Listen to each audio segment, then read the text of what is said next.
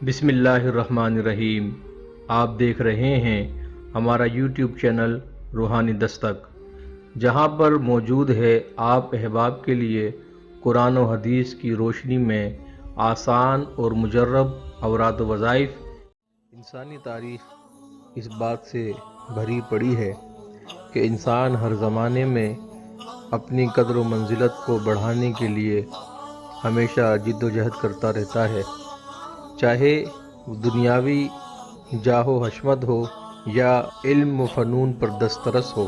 इंसान की ये कोशिश होती है कि किसी तरह ज़माने के अंदर उसकी कदर व मंजिलत बढ़ जाए, लोग उससे मोहब्बत करने वाले हो जाएं, उसे हर जगह इज़्ज़त दी जाए, लोग उसके साथ शफ़क़त के साथ एहतराम के साथ पेश आएं।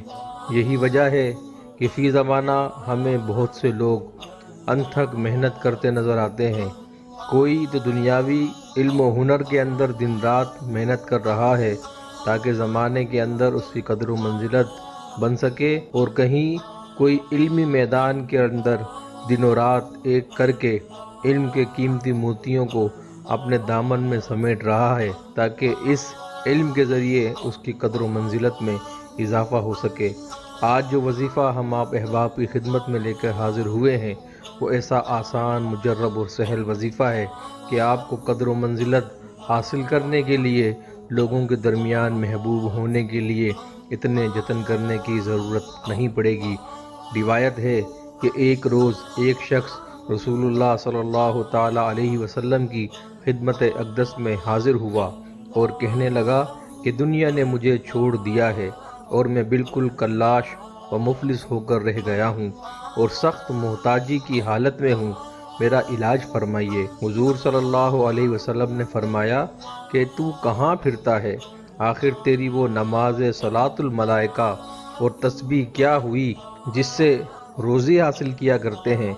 हुजूर अकरम सल्लल्लाहु अलैहि वसल्लम ने फरमाया, अव्वल व आखिर 3 बार दुरूद शरीफ पढ़कर नमाज फजर से कबल 100 मरतबा ये कलमात पढ़ा कर, ताकि दुनिया तुझे मुंह लगाने लगे, दुनिया तुझे अपनाने लगे, ख़्वाह इनका इरादा हो या ना हो, लोग तुझे अपनाने पर मजबूर हो जाएंगे।